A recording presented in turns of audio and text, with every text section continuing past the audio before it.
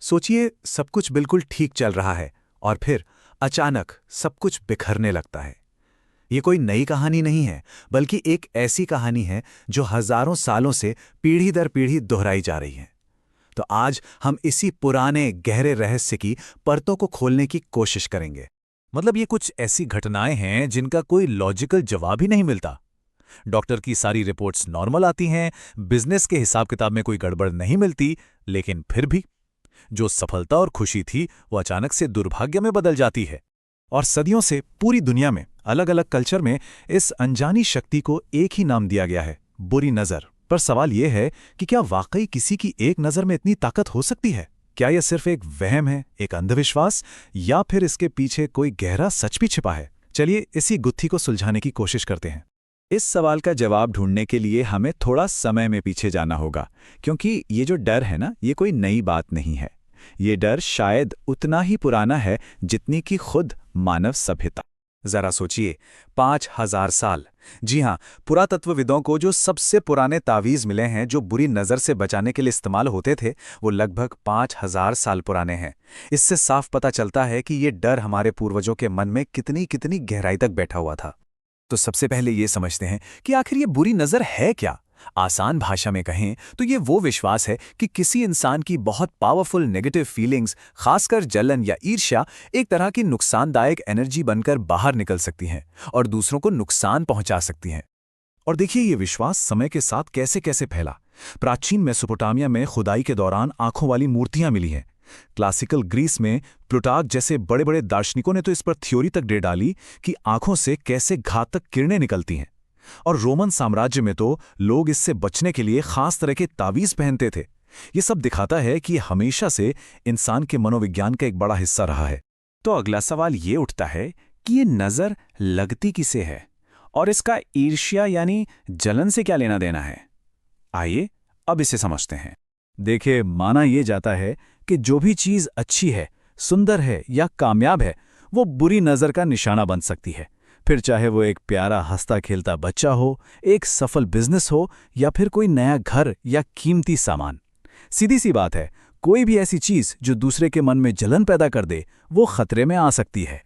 तो इसके पीछे का जो मूल विचार है वो ये है कि हमारी जो भावनाएं, खासकर जो बहुत स्ट्रॉन्ग इमोशंस होते हैं, वो सिर्फ हमारे अंदर नहीं रहते, वो एक एनर्जी की तरफ बाहर प्रोजेक्ट होते हैं। और जब जलन जैसी कोई पावरफुल नेगेटिव भावना किसी पर फोकस होती है, तो माना जाता है कि वो उसकी एनर्जी फील्ड को डिस्टर्ब कर सकती है और बस वहीं से दुर्भाग्य शुरू हो जाता है। और इससे बचने के लिए अलग अलग कल्चर्स में कितने दिलचस्प तरीके निकाले गए हैं। एक उदाहरण लेते हैं इस्लामिक ट्रेडिशन का। वहाँ किसी खूबसूरत बच्चे की तारीफ करते हुए सिर्फ ये कहना कि कितना सुंदर बच्चा है, इसे थोड़ा खतरनाक माना जा सकता है। इसकी जगह कहा जाता है माशाअल्लाह, जिसका मतलब है जैसा खुदा ने चाहा। ऐसा करने से वो तारीफ सीधे खुदा की मर्जी से जुड़ जाती है और जलन का असर खत्म हो जाता है। जाहिर सी बात है, जब डर इतना गहरा हो तो इंसान उससे बचने के उपाय भी खोजता ही है। तो चलिए अब एक नज़र डालते हैं कि दुनिया भर की संस्कृतियों ने इस अनदेखे खतरे से खुद को बचाने के लिए क्या-क्या तरीके अपनाए हैं।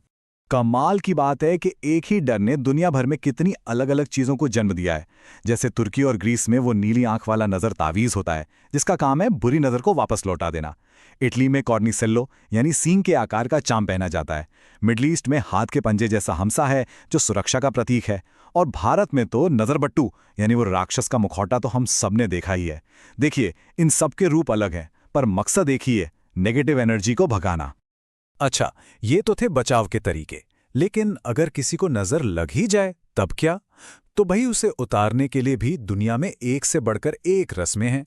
लैटिन अमेरिका में जिसके ऊपर नज़र लगी हो, उसके शरीर पर कच्चा अंडा घुमाते हैं, ये मानकर कि अंडा सारी नेगेटिविटी सोख लेगा। भारत में लाल मिर्च और नमक को सर पर से वार कर आग में जला दिया जाता है।